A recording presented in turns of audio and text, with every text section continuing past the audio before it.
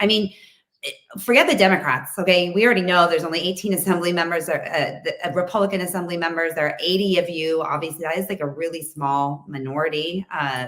What about your Republican colleagues? I mean, that's been the biggest frustration for us in this movement is we're looking for people like you are just like such a breath of fresh air.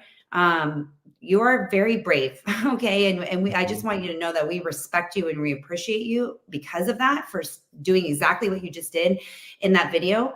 But how do we get the other Republicans to take a stand with you? I mean, are they just all bought and paid for because they're career politicians, like you were just saying? Are they just scared? Is there something Epstein-esque? No, I think in Sacramento? Come on. Yeah, you have to understand how the legislature works. So when you get elected, you're up in Sacramento most of the time. We're there 9 months of the year, January till September, 4 days a week, Monday through Thursday. So you have to remember our perspective is from Sacramento. Now, as a legislature, what do you do all day? You introduce bills, you debate bills, you sit on committees, you advocate for your district. So there's this instinct or this desire to want to be effective and get things done. Yeah. Well, you just said what the numbers are. We're only 18 Republicans and there's 62 Democrats. So the only way you could get something done in Sacramento is if you work with the Democrats and they let you get something done. Right. So I see some of my colleagues really fall into this trap where they fall in love with a bill that, okay, maybe it's a good bill, but it's not really anything revolutionary. It's not going to change anything substantive or important, but it has their name on it. And look, you know, it made it out of committee. It has a chance of passing. So let's not go to war with the Democrats because then they're going to kill my bill or they're going to take out the funding, right, which is minuscule for my district, or, you know, there'll be some other punishment. They'll take me off my committee that I really like. I like being called the chair, the vice chair of, you know, judiciary or whatever committee. They're going to take that away from me, or they might move my office. So all these like psychological things go into play about people's willingness to really fight. And then also there's a personality aspect. I'm a litigator. Yeah. As a prosecutor, yeah. I'm very comfortable being adversarial and in the adversarial system and process. And I think that's when you often get the best results, is when you have two strong advocates. And some of my colleagues are not. They like to be liked.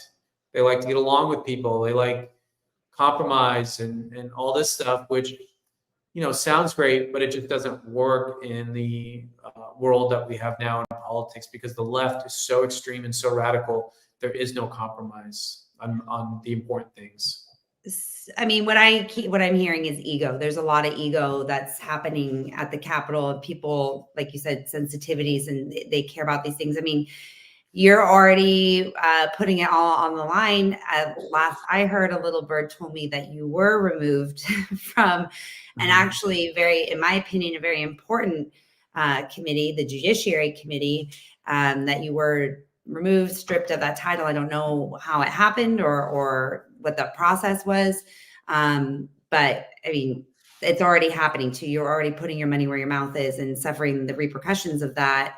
And just, yeah, there's been a lot of repercussions, whatever you want to call it. I was the only member who did not receive funding for his district. So every year we had to ask for money for our district, whether our police station needs new radio equipment or something. This is like a big deal. I know it's something, you know. So for example, the Democrats got on average $20 to $30 million for their district. We used to call this pork or pet projects, or whatever you want, in the budget. Yeah. The Republicans got on average $1 million for their district. So it's not a lot of money.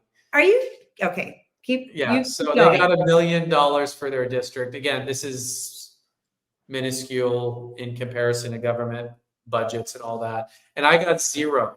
So that was the first. Blowing my mind. This is not okay. This is way worse than I thought it was. Yeah. So I got zero. And then the committees, yes, I was removed from judiciary. I was the vice chair of judiciary. I was the vice chair of insurance. They removed me from that. I was removed from the privacy committee, which is the committee which we often, actually, that one's surprisingly bipartisan in our critique or, you know, oversight of big tech. So I was removed from privacy. I was removed from rules. So yeah, they removed from all these spaces.